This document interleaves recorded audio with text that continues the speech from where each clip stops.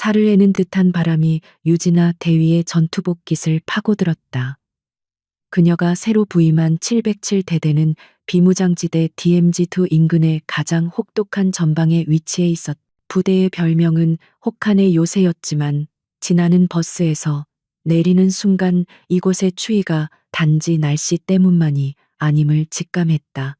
공기 중에 애스무겁게 내려앉은 긴장감, 병사들의 경직된 표정, 그리고 모든 것을 덮어버린 듯한 침묵은 이곳이 정상적인 군부대가 아님을 말해주고 있었다. 그녀의 짐은 행정반 앞에 무심하게 내려졌다.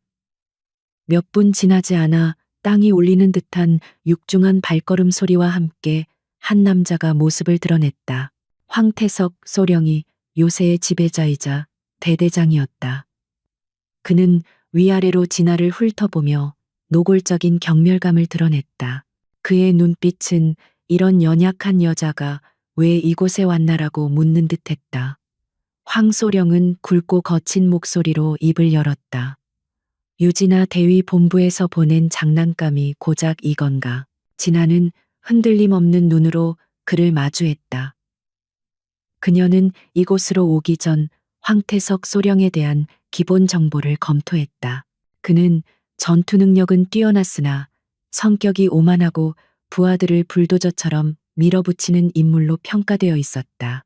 하지만 그 보고서가 이 남자의 본질을 다 담아내지 못했음을 깨달았다. 그는 단순한 지휘관이 아니라 이 작은 왕국의 폭군이었다.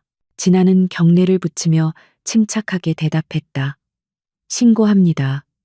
대위 유진아 금일부로 707대대 작전 장교로 보직을 명받았습니다. 황소령은 코웃음을 쳤다. 작전 장교 책상머리에서 서류나 만지던 실력으로 여기서 뭘 하겠다고. 그는 진아의 엘리트 정보 분석 및 전자전 EW 경력을 일부러 무시했다. 그에게 진아는 그저 눈에 거슬리는 존재, 혹은 자신의 완벽한 통제에 흠집을 낼 수도 있는 이질적인 요소일 뿐이었다.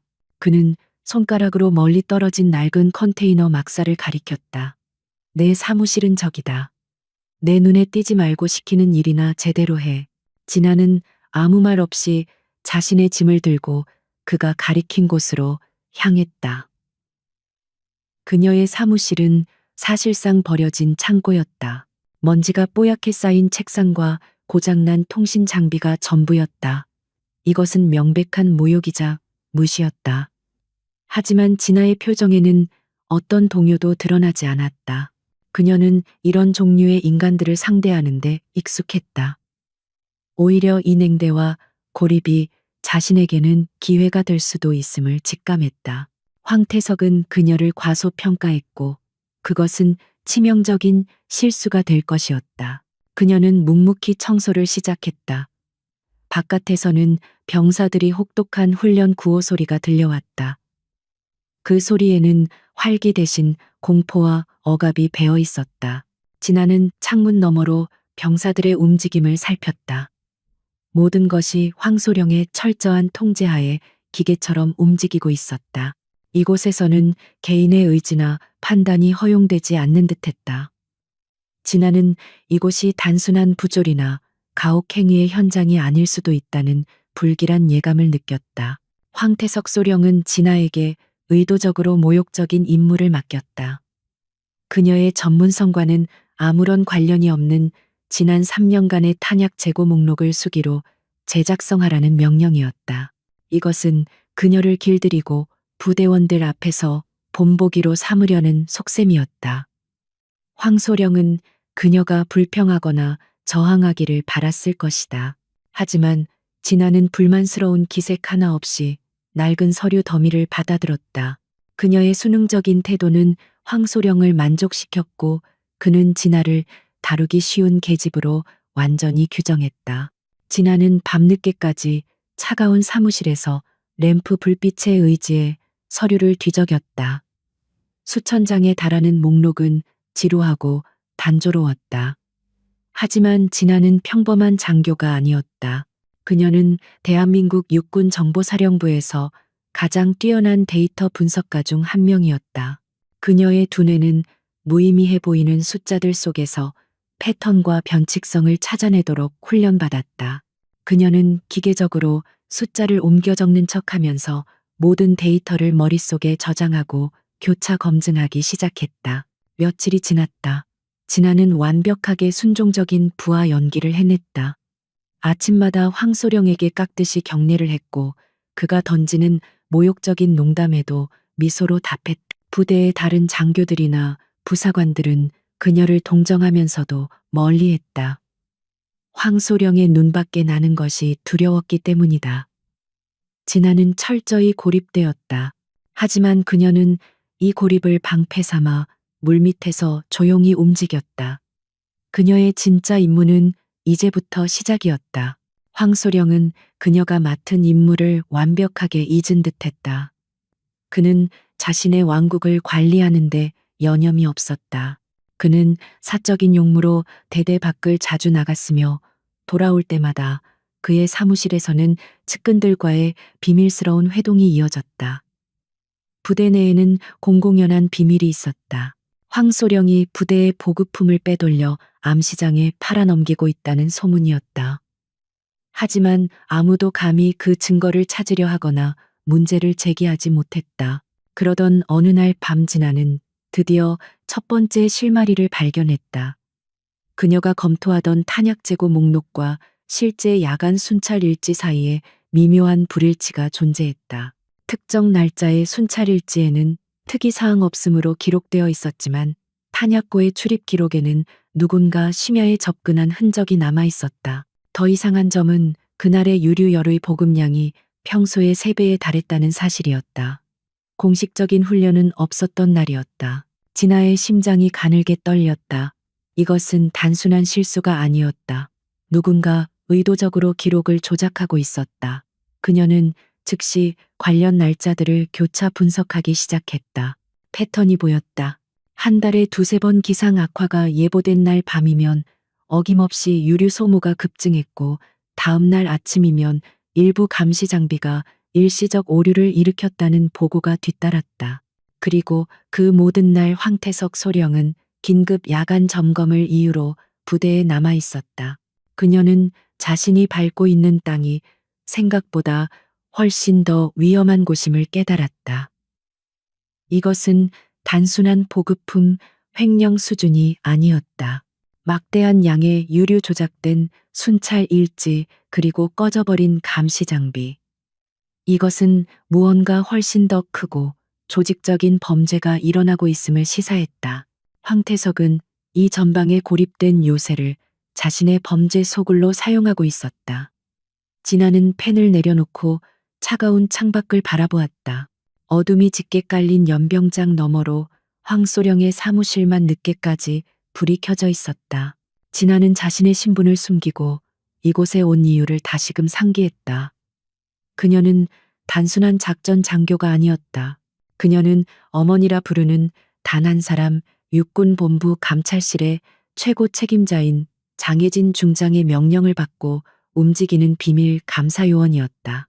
최근 몇 달간 707대대에서 발생한 의문의 사고들과 비정상적인 물자 흐름을 포착한 장 중장이 가장 신임하는 진아를 직접 파견한 것이었다.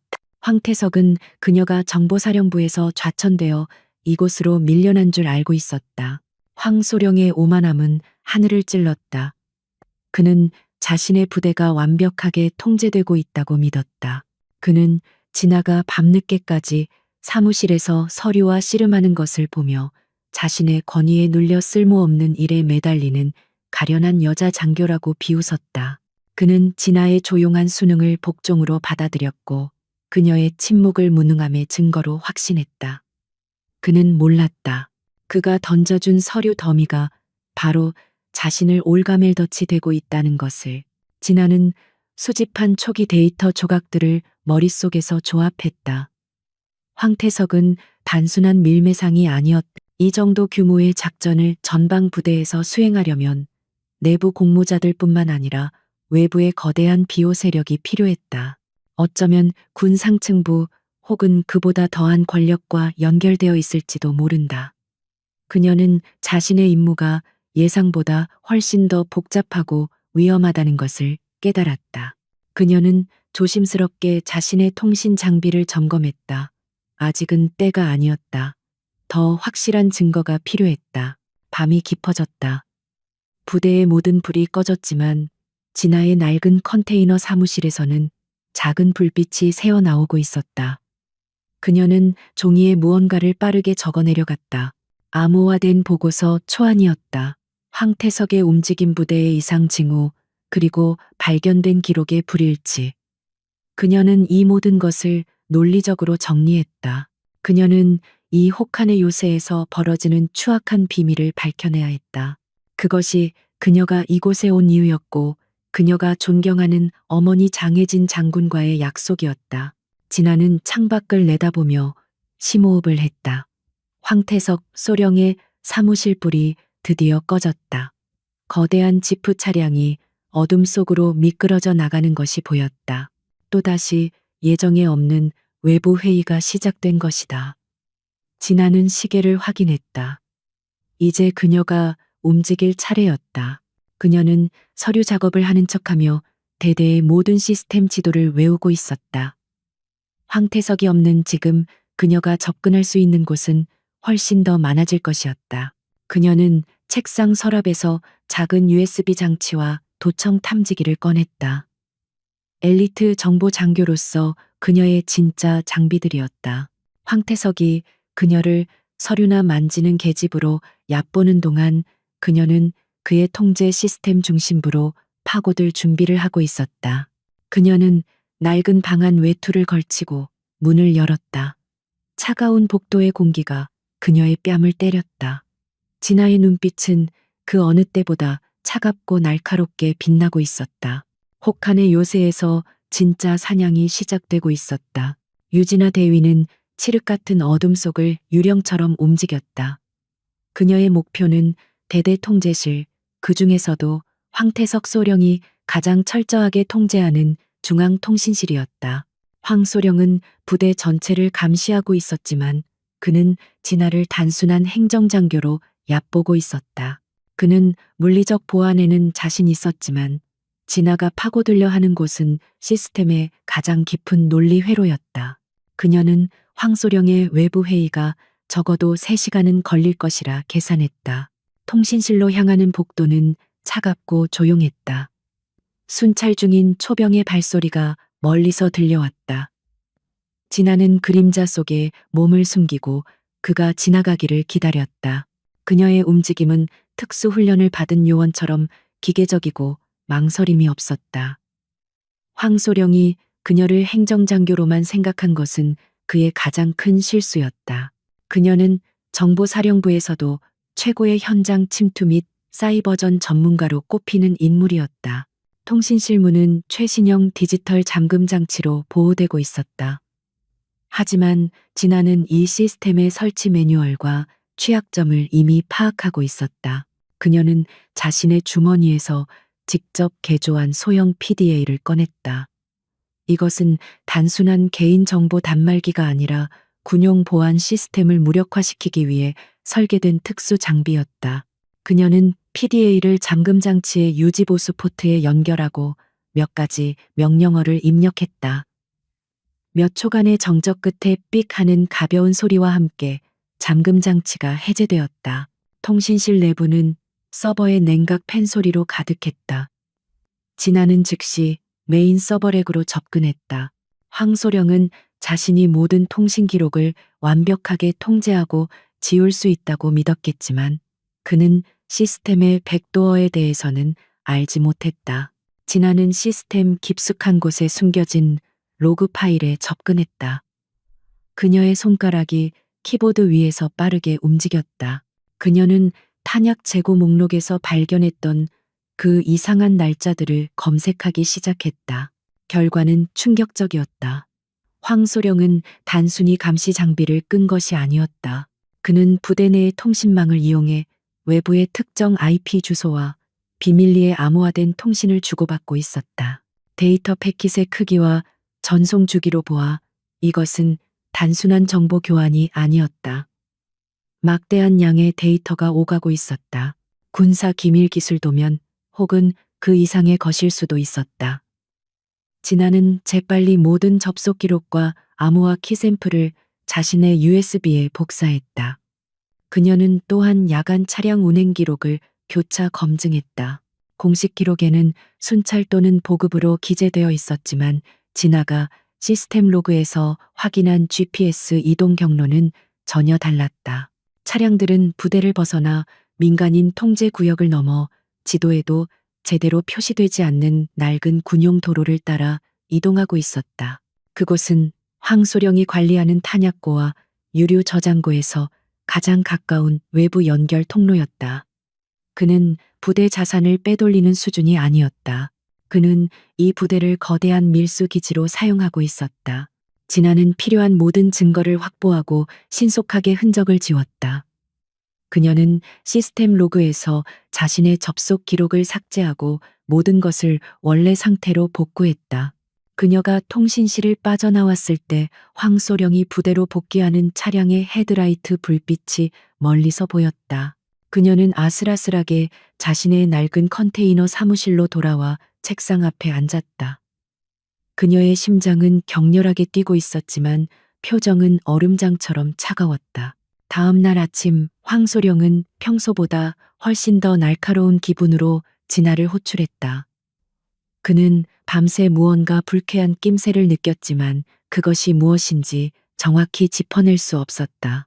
그는 진아의 책상 위에 새로운 임무 서류를 던졌다. 유대위. 자네의 뛰어난 분석 실력을 보여줄 때가 됐군. 그의 목소리에는 억누른 조롱이 담겨 있었다. 그는 어젯밤 자신의 시스템에 누군가 접근하려 한 경미한 오류 로그를 보고받았다. 그는 그것을 진아의 무능한 호기심으로 치부했다. 최근 북측 비무장지대 인근에서 원인 불명의 신호가 잡히고 있다. 황소령이 지도를 가리키며 말했다. 자네가 팀을 이끌고 해당 지역을 정찰해 자네의 그 엘리트 정보 분석 실력으로 신호의 근원지를 파악해서 보고하도록. 이것은 명백한 함정이었다. 그 지역은 미확인 지뢰가 산재한 가장 위험한 구역 중 하나였다.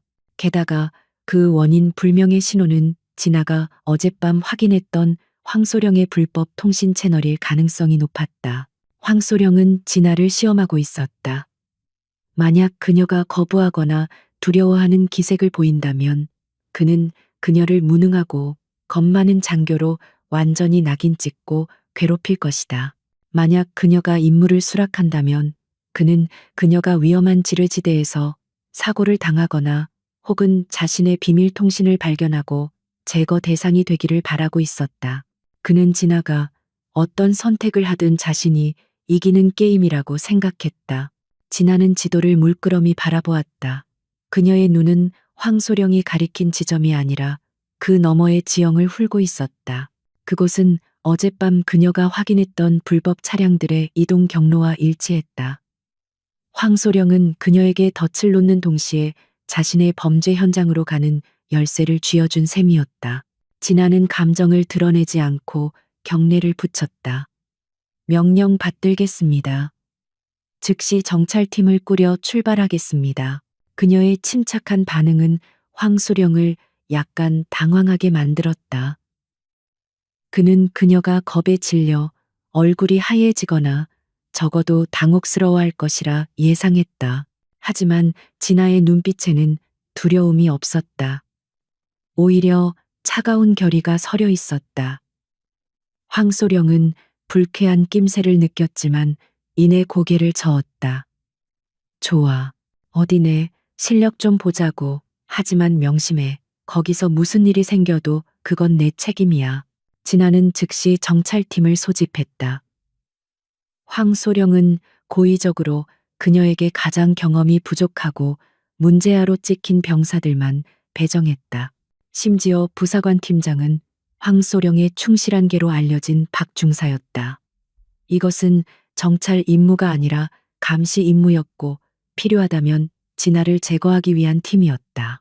진아는 이 모든 것을 알면서도 묵묵히 장비를 점검하고 작전 계획을 브리핑했다.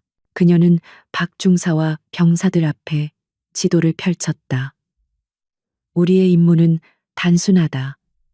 A 지점에서 B 지점까지 신호원을 탐색하고 복귀한다. 하지만 우리는 정해진 경로로 가지 않는다. 그녀는 지도의 붉은 펜으로 새로운 경로를 그었다. 그것은 지뢰지대를 우회하면서도 황소령이 숨기려 하는 지역을 가장 가까이에서 감시할 수 있는 능선이었다. 박중사가 즉각 반발했다. 대위님, 그곳은. 진아가 박중사의 말을 잘랐다. 박중사, 자네는 내가 지뢰밭 한가운데로 걸어 들어가길 바랐나? 아니면 황소령님의 명령을 따르느라 부하들을 사지로 몰아넣을 생각이었나? 그녀의 목소리는 낮고 차가웠지만 그 안에 담긴 권위는 박중사를 압도했다. 나는 내 부하들을 위험에 빠뜨릴 생각이 없다. 하지만 임무는 완수한다. 내 방식대로. 질문 있나? 박중사는 입을 다물었다. 그는 처음으로 진아에게서 알 수 없는 공포를 느꼈다. 정찰은 즉시 시작되었다. 혹한의 바람이 산등성이를 휘감았다. 진아는 선두에서 한치의 망설임 없이 팀을 이끌었다. 그녀의 걸음걸이와 지형을 읽는 능력은 교범에 나오는 그대로가 아니라 수많은 실전 경험에서 나온 것이었다. 병사들은 처음에는 그녀를 불신했지만 곧 그녀의 전문성에 감탄하기 시작했다. 그녀는 짐승의 감각으로 위험을 감지했고 가장 안전한 경로를 찾아냈다. 박중사는 뒤에서 진아를 주시했다.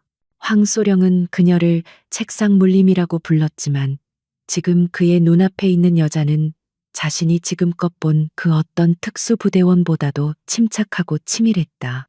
그녀는 단순히 위험을 피하는 것이 아니었다. 그녀는 무언가를 찾고 있었다.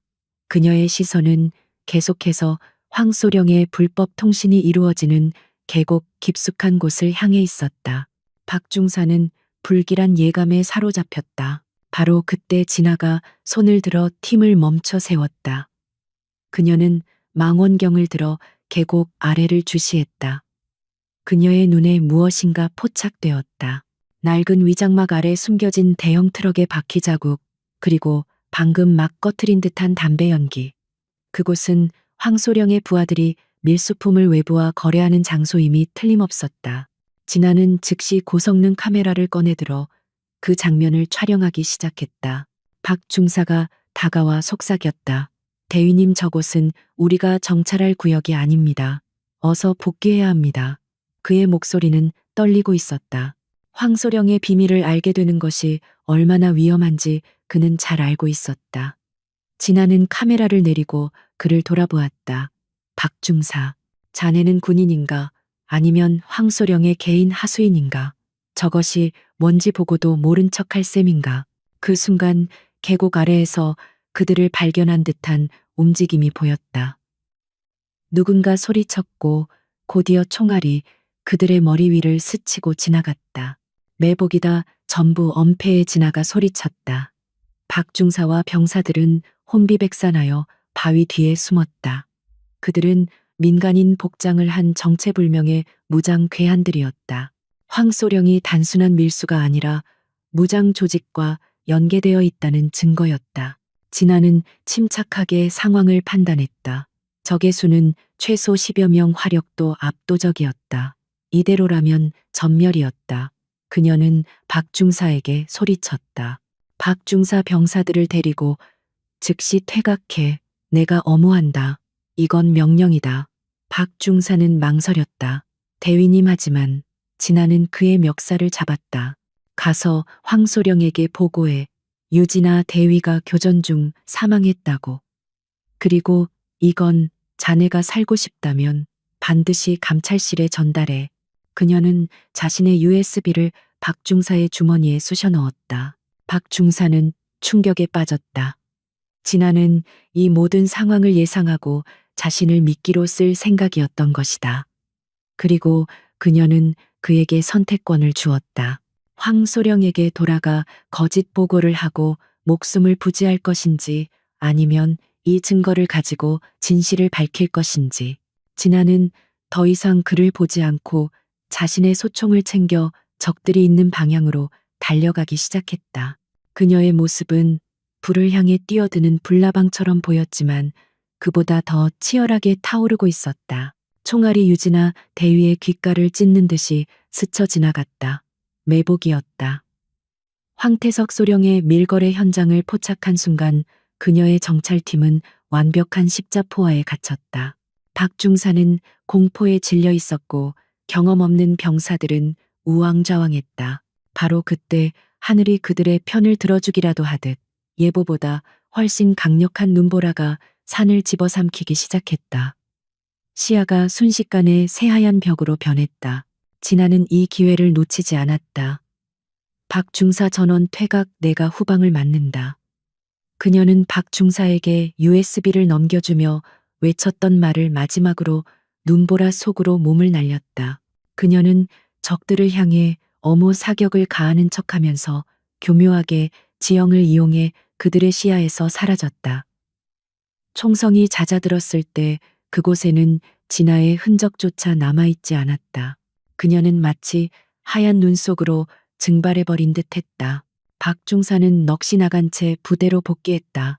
그는 황태석 소령에게 정체불명의 적에게 기습을 당했으며 유지나 대위가 교전 중 실종되었다고 보고했다. 혹독한 눈보라로 인해 수색조차 불가능한 상황.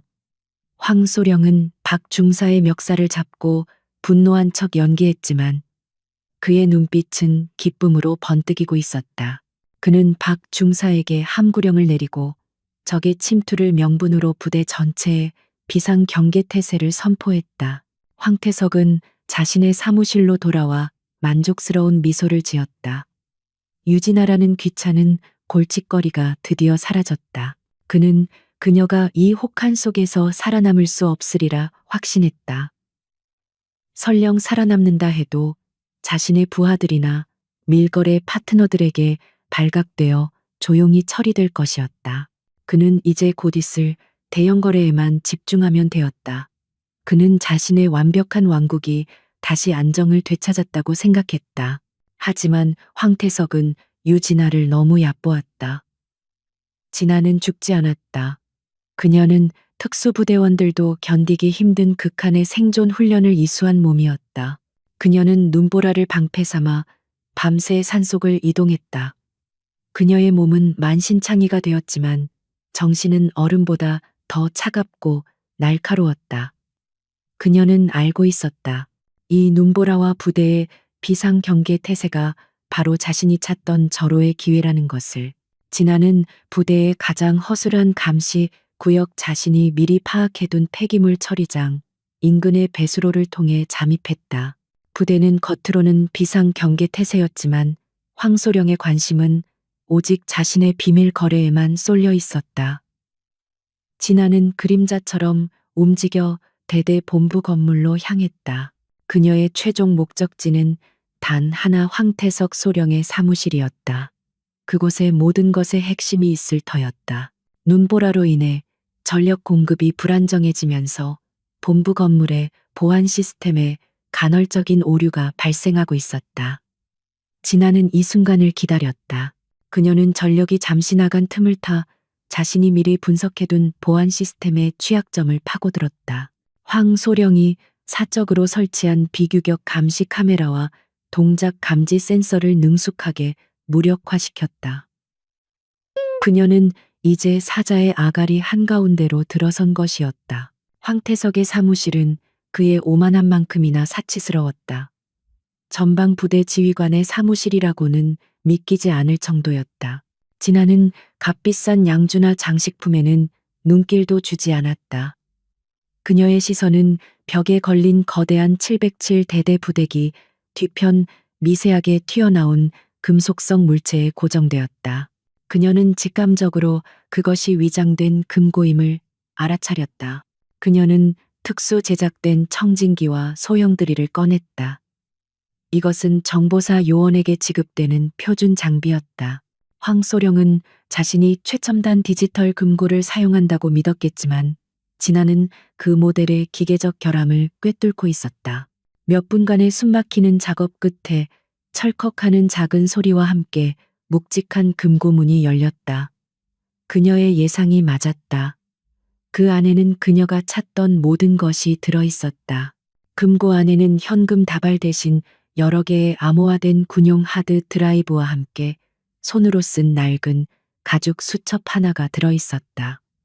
진아는 직감적으로 그 수첩부터 집어들었다. 그것은 황태석의 거래 장부였다. 날짜, 장소, 거래 품목, 그리고 상대방의 이니셜이 빽빽하게 적혀 있었다. 그녀는 장부를 넘기다 숨을 멈췄다.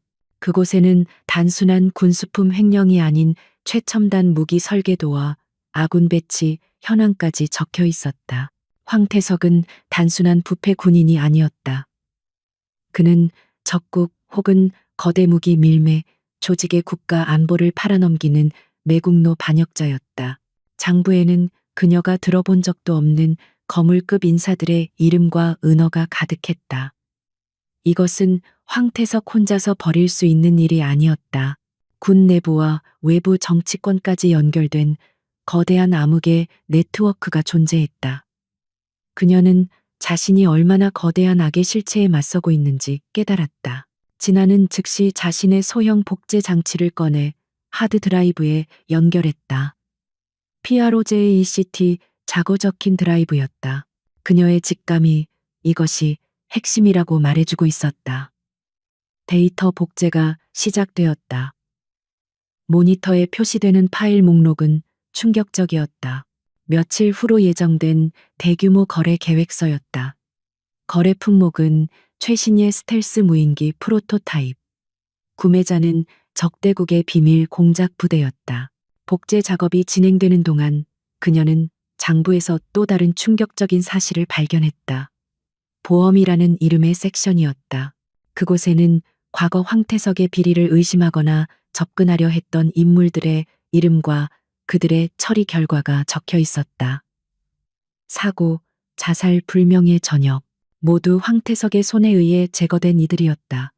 그리고 그 명단의 가장 마지막 줄에 유진아 대위라는 이름이 적혀 있었다. 그는 애초에 그녀를 살려둘 생각이 없었던 것이다. 진아의 손이 분노로 떨려왔다. 하지만 그녀는 감정을 억눌렀다. 지금은 분노할 때가 아니었다. 그녀는 장부를 통째로 자신의 전투복 안쪽에 숨겼다. 바로 그때 데이터 복제가 완료되었다는 신호가 떴다. 그녀는 신속하게 장치를 분리하고 금고 안에 미리 준비해둔 위장용 더미 드라이브를 넣어두었다. 그녀는 모든 흔적을 지우고 금고 문을 완벽하게 다시 잠갔다. 사무실을 빠져나오기 직전 그녀는 황태석의 책상에서 무언가를 발견했다. 그것은 장혜진 중장의 사진이었다. 육군본부 감찰실장이자 그녀의 어머니인 바로 그 사람. 사진은 날카로운 것으로 여러 번 훼손되어 있었다. 황태석은 장 중장을 개인적으로 증오하고 있었다. 어쩌면 장 중장이 과거 그의 비리를 감지하고 조사를 시도했을지도 모른다. 진아는 사진을 집어들었다. 이제 이것은 단순한 임무가 아니었다. 개인적인 복수이기도 했다. 진아는 다시 눈보라 속으로 몸을 숨겼다. 그녀의 몸은 얼어붙을 듯 차가웠지만 가슴 속에는 뜨거운 불길이 타오르고 있었다. 그녀는 이제 황태석과 그의 배후 세력을 무너뜨릴 수 있는 확실한 증거를 손에 넣었다.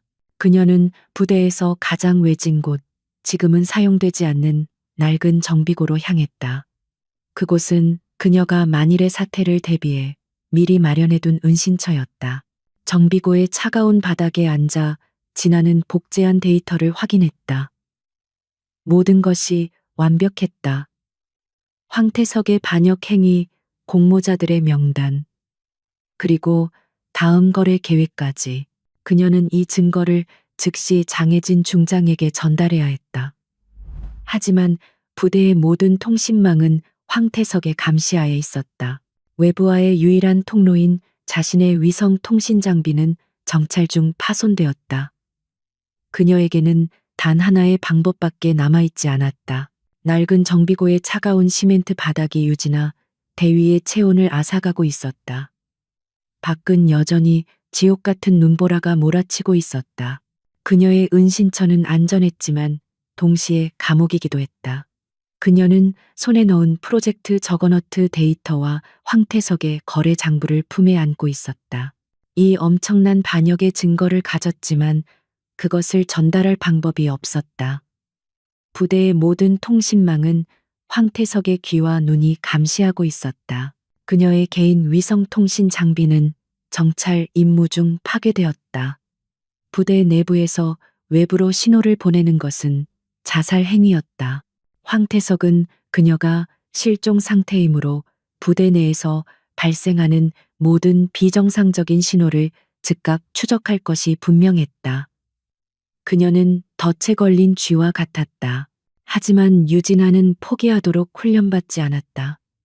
그녀는 머릿속으로 부대 주변의 지도를 몇 번이고 다시 그렸다. 그때 희미한 기억 하나가 떠올랐다. 부대 외곽 약 3km 떨어진 계룡산 중턱에 버려진 민간 통신 중개소가 있었다. 수년 전 부대가 통신 시스템을 현대화하면서 폐쇄된 곳이었다. 공식적으로는 폐허가 되었지만 진아는 그것이 여전히 최소한의 비상 전력과 광역 안테나를 유지하고 있을 가능성이 높다고 판단했다. 그것이 그녀의 유일한 희망이었다. 그녀는 장비를 챙겼다. 부서진 위성 통신 장비에서 핵심 데이터 송신 모듈만 분리해냈다.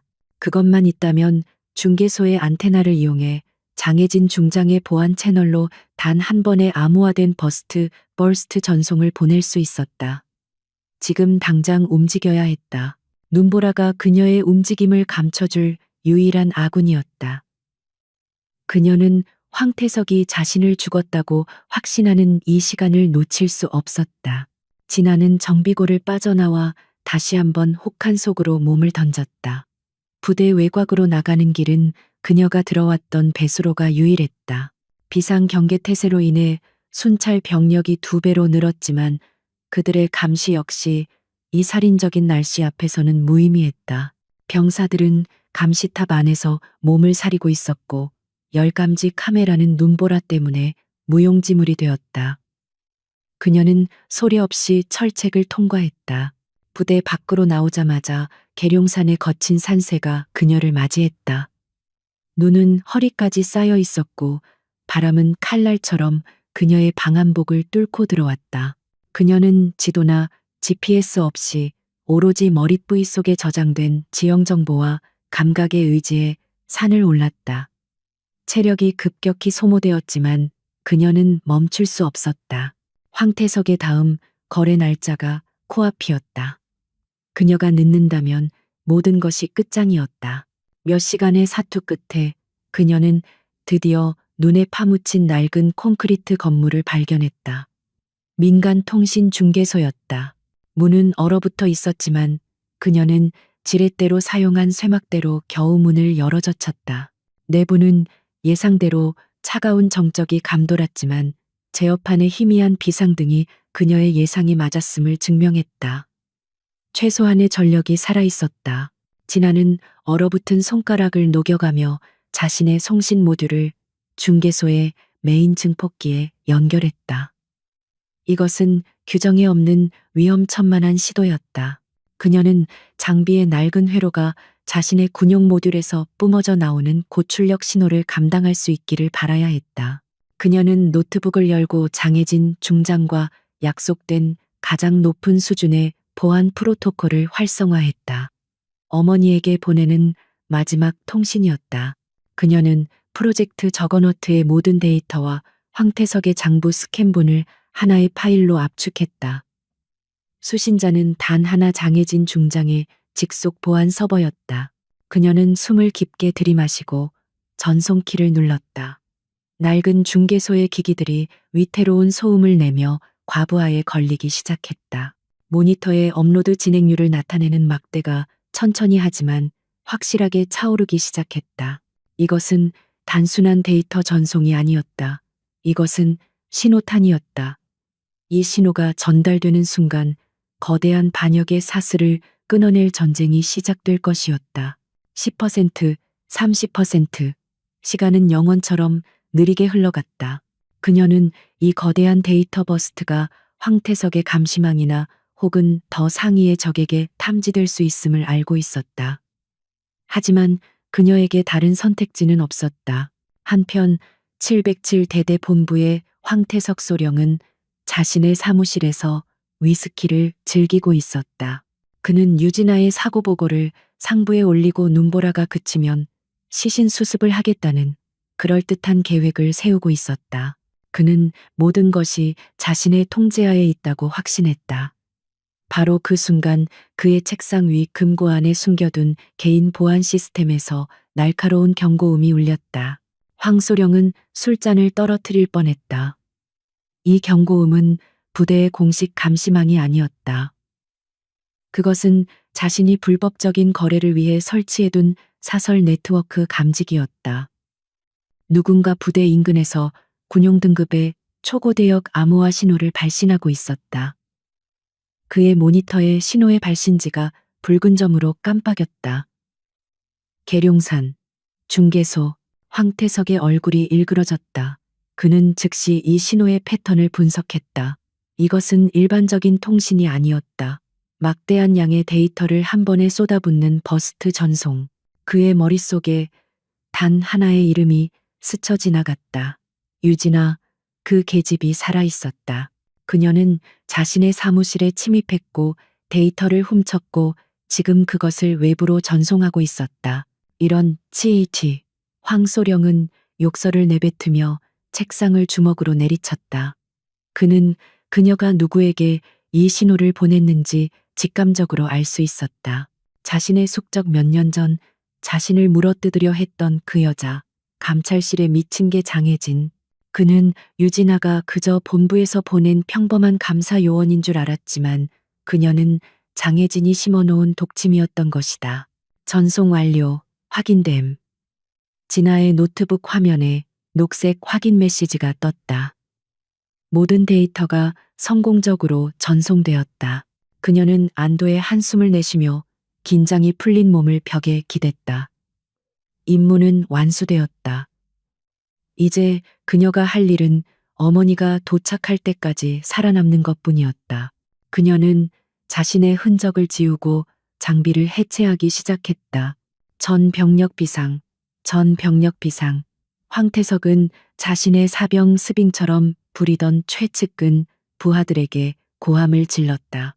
그는 공식적인 비상벨을 누르지 않았다. 이것은 자신의 범죄를 덮기 위한 사적인 작전이었다. 유진아가 살아있다. 그녀가 계룡산 중개소에 있다. 당장 가서 그녀를 잡아 생사불문 그녀의 손에 있는 모든 것을 파괴해. 황태석의 분노는 극에 달했다. 그는 자신이 완벽하게 통제하고 있다고 믿었던 부대에서 가장 얕잡아봤던 여자 장교에게 뒤통수를 맞았다. 그는 자신의 코트와 권총을 집어들었다. 내가 직접 간다. 그년이 감히 어머니에게 무슨 말을 했는지 내 두 귀로 직접 들어야겠다. 그의 눈은 살기로 번뜩였다. 중개소에서 막 빠져나오려던 진아는 멀리서 눈보라를 뚫고 여러 대의 군용 트럭이 산을 향해 달려오는 소리를 들었다. 엔진 소리가 거칠었다. 그들은 자신을 잡으러 오는 것이었다. 신호가 탐지된 것이다. 그녀는 즉시 몸을 숨기고 자신의 소총을 고쳐 잡았다. 이제부터는 생존을 위한 싸움이었다. 그녀는 차가운 눈밭에 엎드려 다가오는 죽음의 그림자들을 노려보았다. 유진아 대위는 계룡산의 눈보라 속에 몸을 숨겼다. 그녀의 귀에는 황태석의 부하들이 몰고 온 군용 트럭의 거친 엔진 소리가 맹수처럼 으르렁거렸다. 추격은 예상보다 훨씬 빨리 시작되었다. 그녀는 데이터를 전송하느라 마지막 남은 체력까지 소진한 상태였다. 하지만 지금은 쉴 수 없었다. 그녀의 생존 본능이 얼어붙은 몸을 다시 일으켜 세웠다. 그녀는 짐승처럼 네 발로 기어 눈 덮인 숲속 가장 깊은 곳으로 파고들었다. 황태석 소령은 산기슭에 도착하자마자 트럭에서 뛰어내렸다. 그의 얼굴은 분노로 붉게 상기되어 있었다. 찾아 그녀는 부상당했고 지쳐있다. 멀리 가지 못했어. 그는 자신의 충견들에게 고함을 질렀다. 그들은 정규군이라기보다는 황소령의 사적인 범죄를 돕는 용병에 가까운 자들이었다. 그들은 최신형 열감지 장비를 갖추고 있었지만 이 지독한 눈보라 속에서는 무용지물이었다. 그들은 산을 향해 무차별적으로 조명탄을 쏘아 올렸다. 진아는 그들의 움직임을 예측하고 있었다. 그녀는 단순히 도망치는 것이 아니었다. 그녀는 정보사에서 배운 대뇌 추적 기법을 사용하고 있었다. 바람이 불어오는 방향을 거슬러 올라가 채취를 숨겼고 눈이 얕게 쌓인 바위 위만 골라 밟으며 발자국을 최소화했다. 그녀는 적들의 무전 주파수를 도청하며 그들의 포위망이 어떻게 좁혀오는지 실시간으로 파악했다. 그녀는 사냥감이었지만 여전히 사냥꾼처럼 생각했다. 하지만 황태석의 부하들은 무자비했다. 그들은 진아의 예상 경로에 무차별 사격을 가하며 숲을 샅샅이 뒤졌다. 그들은 진아를 생포할 생각이 없어 보였다. 황소령의 명령은 생사불문이었지만 그들의 행동은 사살 우선에 가까웠다. 진아는 나무 껍질에 밝히는 총알을 피해가며 아슬아슬하게 능선을 넘었다. 그녀의 몸은 이미 한계에 다다랐다. 탈출로가 보이지 않았다. 그녀는 이대로 도망만 다니다가는 체력이 방전되어 잡히고 말 것이라는 것을 알았다. 그녀는 반격해야 했다. 그녀는 좁은 협곡적들이 한 줄로 들어올 수밖에 없는 매복 지점을 선택했다. 그녀는 숨을 죽이고 기다렸다. 선두에 선 두 명의 병사가 방심한 채 협곡으로 들어서는 순간 진아는 어둠 속에서 그들을 덮쳤다. 그녀의 움직임은 빠르고 치명적이었다. 그녀는 소리 없이 두 명을 제압하고 그들의 무기를 빼앗았다. 하지만 이것은 황태 K석이 파놓은 함정이었다. 그 두 명의 병사는 미끼였다. 진아가 그들을 처리하고 빠져나오려는 순간 협곡의 양쪽 절벽 위에서 수십 개의 탐조등이 일제히 그녀를 비췄다. 눈이 멀어버릴 듯한 빛과 함께 황태석의 목소리가 확성기를 통해 울려 퍼졌다. 거기까지다 유대위. 내년의 재롱도 끝이야. 진아는 절벽 아래 도간에 든 쥐 신세가 되었다. 사방은 황태석의 부하들로 둘러싸여 있었다. 그녀는 빼앗은 소총을 움켜쥐었지만 승산이 없다는 것을 알았다. 황태석이 어둠 속에서 천천히 모습을 드러냈다. 그의 얼굴에는 승리자의 오만한 미소가 걸려 있었다. 정말 대단하군 유진아. 이 혹한 속에서 내 본부를 털고 산을 넘어 여기까지 오다니 감탄했어. 그가 손짓하자 병사들이 진아에게 달려들었다. 진아는 마지막까지 저항했다. 그녀는 특수부대원처럼 격렬하게 맞서 싸웠다. 하지만 중과부적이었다. 수적 열세를 이기지 못하고 한 병사가 휘두른 개머리판에 머리를 정통으로 맞고 말았다.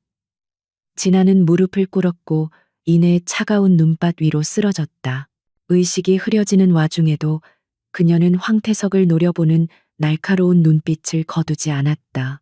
병사들이 그녀의 팔을 거칠게 뒤로 꺾어 결박했다. 황태석은 군홧발로 그녀의 어깨를 짓밟아 눈 속에 처박았다. 꼴 좋다 인연, 네가 감히 내 것을 건드려 내 왕국을 망치려 들어. 그는 진아의 머리채를 잡아 끌어올려 자신과 눈을 맞추게 했다.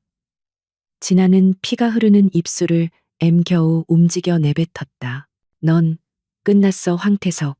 그녀의 도발에 황태석은 이성을 잃고 그녀의 복부를 걷어찼다. 진아는 숨이 막혀 컥컥거렸다. 끝나, 내가 아니 내가 끝났지. 황태석은 주변을 둘러보았다. 그의 시선이 부대 외곽에 위치한 낡은 변전소 고압 전류가 흐르는 철책에 멈췄다. 그의 입가에 잔인한 미소가 번졌다. 그래, 아주 재미있는 생각이 떠올랐어. 그는 부하들에게 명령했다. 인연을 부대로 끌고 가. 감방이 아니라 변전소로 데려가. 그는 결박당한 진아에게 다가가 속삭였다. 네가 믿는 그 어머니에게 무슨 말을 했는지 아주 천천히 자세하게 물어봐야겠어. 고압 전류가 흐르는 곳에서 말이야. 아마 아주 솔직하게 대답하게 될 거다. 병사들은 의식을 잃어가는 유진아 대위를 짐짝처럼 끌고 산을 내려가기 시작했다. 황태석은 눈보라가 먹기 시작하는 하늘을 올려다보며 크게 웃었다. 그는 자신이 모든 것을 다시 통제하게 되었다고, 감히 자신에게 덤빈 이방인을 완벽하게 제압했다고 확신했다. 그는 자신의 잔인한 승리를 만끽하며 부대로 향했다. 707 부대 외곽 낡은 변전소는 죽음의 소리를 내고 있었다. 윙하는 고압 전류의 불길한 울음소리가 혹한의 바람소리와 뒤섞여 귀를 찢을 듯했다. 유진아 대위는 짐짝처럼 끌려와 차가운 철제 구조물에 내던져졌다. 그녀의 몸은 꽁꽁 얼어붙었고 머리에서 흘러내린 피가 시야를 가렸다. 하지만 그녀의 눈빛은 꺼지지 않았다. 그녀는 자신을 둘러싼 황태석의 충견들을, 그리고 그 뒤에 선악마를 노려보았다. 황태석 소령이 어둠 속에서 천천히 걸어 나왔다. 그는 방한 외투도 입지 않았지만 승리감에 도취되어 추위를 느끼지 못하는 듯했다. 그는 부하들이 진화를 거대한 고압 변압기 울타리에 묶는 것을 지켜보았다. 굵은 밧줄이 그녀의 손목과 발목을 올감했다. 그녀는 이제 거대한 전력망의 일부가 된 듯 금속성 냉기가 뼛속까지 스며들었다. 유진아, 유진아. 황태석이 그녀의 뺨을 툭툭 쳤다. 그의 숨결에서 역한 술 냄새가 풍겼다. 네가 이길 줄 알았나? 이 707대대, 이 혹한의 요새는 내 왕국이야. 감히 누가 내게 덤비지. 그는 진아의 턱을 거칠게 움켜쥐었다. 네가 훔쳐간 게 뭐지? 그리고 그걸 누구에게 보냈지 말해. 지금 말하면 조금은 편하게 보내줄 수도 있어. 진아는 피 섞인 침을 뱉어냈다. 그녀의 목소리는 얼어붙었지만 그 안의 경멸감은 숨기지 않았다. 반역자. 넌 이미 끝났어. 내 놈의 왕국은 곧 무너질 거다. 그녀의 대답은 황태석의 분노에 불을 붙였다. 그는 진아의 복부를 강타했고 그녀는 숨을 헐떡이며 철책에 머리를 부딪혔다. 아직도 상황 파악이 안 되나? 보군이 미친년. 황태석은 미친 사람처럼 웃기 시작했다. 무너져. 내가 한이가 믿는 구석이 뭔지 알아. 그는 진아의 귓가에 대고 속삭였다. 내가 네 통신 일부를 가로챘거든. 완벽하진 않았지만 아주 흥미로운 단어를 발견했지. 그는 진아에게서 한 걸음 물러서며 조롱하듯 물었다. 내 어머니, 장혜진 중장 말이야. 그 늙은 암캐. 그 이름이 불리는 순간 진아의 눈동자가 격렬하게 흔들렸다. 황태석이 그녀의 가장 깊은 비밀, 그녀가 목숨처럼 지켜온 관계를 알고 있었다. 장혜진 중장은 그녀의 상관이자 사고로 부모를 잃은 그녀를 거두어준 유일한 가족, 유일한 어머니였다. 황태석은 그녀의 가장 약한 부분을 정확히 찔렀다. 그래, 그런 표정이야. 네가 그녀를 어머니라고 부르는 것도 알지. 황태석은 부하가 들고 온 절연 장갑을 끼고 한쪽 끝이 벗겨진 굵은 전력 케이블을 집어들었다. 케이블 끝에서 파란 스파크가 파직하고 튀었다. 내 엄마에게 무슨 말을 했나? 이 개년아, 그가 고함을 질렀다. 네가 그년에게 기밀을 넘겼다고 지저대는 동안 나는 널 천천히 구워버릴 거다. 내년이 감히 내게 저지른 짓의 대가다. 그는 케이블을 든 손을 천천히 들어 올렸다. 변압기에 윙하는 소리가 진아의 비명처럼 들렸다.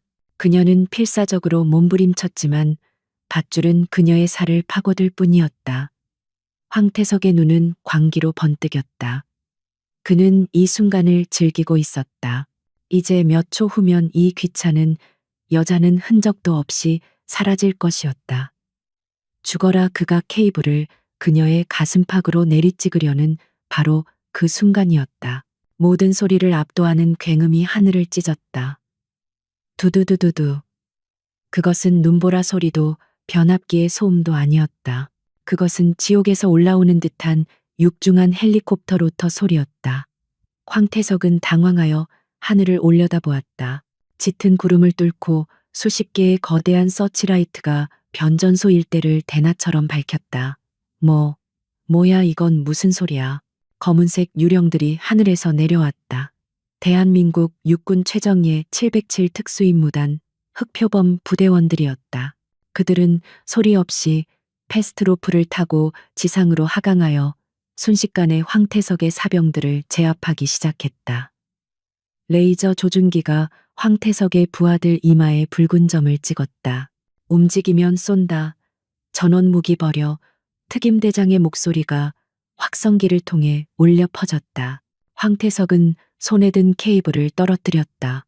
그는 이 상황을 믿을 수 없었다. 어떻게 장혜진이 이렇게 빨리 이곳은 자신의 왕국이었다. 감히 누가 자신의 허락 없이 군대를 동원한단 말인가. 이건 반란이야. 나는 707 대대장이다. 너희들 소속이 어디냐. 그가 미친 듯이 소리쳤지만 그의 목소리는 헬기 소음에 묻혀버렸다. 헬기 중 가장 거대한 지휘 통제기 CP가 천천히 지상으로 하강했다. 강력한 하강풍이 눈을 날려 황태석의 얼굴을 때렸다. 해치가 열리고 육중한 군홧발이 눈 위에 찍혔다. 완벽하게 다려진 전투복 어깨에는 어둠 속에서도 빛나는 눈부신 별 3개가 밝혀 있었다. 대한민국 육군 중장 장혜진이었다. 그녀의 얼굴은 혹한의 요새 그 자체보다 더 차가웠다. 장혜진은 흑표범 대원들의 호의를 받으며 천천히 황태석에게로 걸어왔다. 그녀의 시선은 오직 한 곳 변압기에 묶여 거의 의식을 잃어가는 유진아 대위에게 고정되어 있었다. 황태석은 공포에 질려 뒷걸음질 쳤다. 장군님, 이것은 오해입니다. 인연은 적에게 기밀을 팔아넘긴 간첩입니다. 제가 잡았습니다. 장혜진은 황태석을 지나쳐 진아에게로 다가갔다. 그녀는 아무 말 없이 자신의 두툼한 방한 외투를 벗어 진아의 어깨에 덮어주었다. 그리고는 얼음처럼 차가운 눈으로 황태석을 향해 돌아섰다. 그녀의 목소리는 낮고 조용했지만 그 어떤 굉음보다 더 무겁게 변전소를 울렸다. 오해라고 황소령 내 딸을 고압선에 묶어놓고 감히 내게 오해라고 말했나? 네, 딸 황태석의 얼굴이 잿빛으로 변했다. 그는 그제야 모든 것을 깨달았다. 유진아가 어머니라고 불렀던 것은 단순한 존칭이나 비유가 아니었다. 그는 감히 육군 감찰실장의 목숨과도 같은 존재를 건드린 것이었다. 그는 장혜진의 영린을 건드린 것이었다. 장혜진은 특임대장에게 고갯짓을 했다. 황태석 소령. 지금 이 시간부로 반역죄 및 상관살해, 미수 혐의로 체포한다. 저항은 무의미하다. 특임대원들이 황태석과 그의 잔당들을 거칠게 제압하는 동안 의무병들이 달려와 진아를 묶고 있던 밧줄을 끊었다. 따뜻한 담요가 그녀의 몸을 감쌌고 진통제가 투여되었다. 진아는 자신을 안아 올리는 의무병의 품에서 자신을 내려다보는 장혜진의 흔들림 없는 눈을 바라보았다. 머니, 오셨군요. 그녀는 힘겹게 한마디를 내뱉고는 안도감 속에서 의식을 잃었다. 장혜진은 의식 잃은 진아의 뺨을 쓰다듬었다. 그녀의 차가웠던 눈에 아주 잠깐 격렬한 분노와 고통이 스쳐 지나갔다. 그녀는 제압당에 끌려가는 황태석을 바라보았다. 의무 헬기 당장 1위로 유대위부터 이송해. 그리고 그녀는 부관에게 명령했다. 황태석은 육군 교도소가 아니라 안자로 이송해. 내가 직접 물을 것이 아주 많으니까. 그녀의 목소리는 이제 사형 선고나 다름없었다. 변전소는 순식간에 707 특임대에 의해 장악되었다. 황태석의 사병들은 압도적인 화력과 전술 앞에 무기력하게 무너졌다. 그들은 자신들이 상대하는 것이 일개 대대장이 아니라 국가 반역죄를 다루는 장군 직속 부대임을 깨닫고 저항을 포기했다. 헬기에서 쏟아져 나온 병력은 변전소뿐만 아니라 707 대대본부 전체를 동시에 급습했다. 황태석의 왕국이 문자 그대로 무너지고 있었다. 장혜진은 무전기를 들었다. 보고하라. 장군님, 본부 장악 완료. 황태석의 핵심 공모자들 전원 체포했습니다. 프로젝트 저거너트 관련 자료가 보관된 서버실 확보했습니다. 장혜진의 입가에 옅은 미소가 스쳤다. 유진아가 목숨을 걸고 보낸 정보가 완벽한 작전의 밑거름이 된 것이었다. 그녀는 딸을 잃을 뻔했지만 그 딸이 거대한 반역의 뿌리를 뽑아낸 것이었다. 황태석은 자신의 귀를 의심했다. 서버실 저거노트 그는 자신이 얼마나 철저하게 속았는지 깨달았다. 유진아는 단순한 감찰 요원이 아니었다. 그녀는 처음부터 이 모든 것을 파헤치기 위해 투입된 장혜진의 가장 날카로운 칼이었다. 그리고 자신은 그 칼을 얕보고 제 발로 칼날을 잡은 셈이었다. 그는 절망적인 신음을 내뱉으며 눈밭에 무릎을 꿇었다. 진아가 들것에 실려 의무 헬기로 옮겨졌다. 헬기는 굉음을 내며 즉시 이륙했다. 장혜진은 헬기가 밤하늘 속으로 사라질 때까지 그녀에게서 눈을 떼지 않았다. 그녀는 진아가 안전한 것을 확인한 후에야 비로소 무릎을 꿇고 있는 황태석에게로 시선을 돌렸다. 이제 심판의 시간이었다. 그녀는 헬기 프로펠러 소리 속에서 자신의 부관에게 명령했다. 날이 밝는 대로 부대 전 병력을 연병장에 집합시켜 반역자의 말로가 어떤 것인지 모두가 똑똑히 보게 될 것이다. 헬기가 떠난 밤하늘 아래 장혜진 중장은 홀로 서 있었다.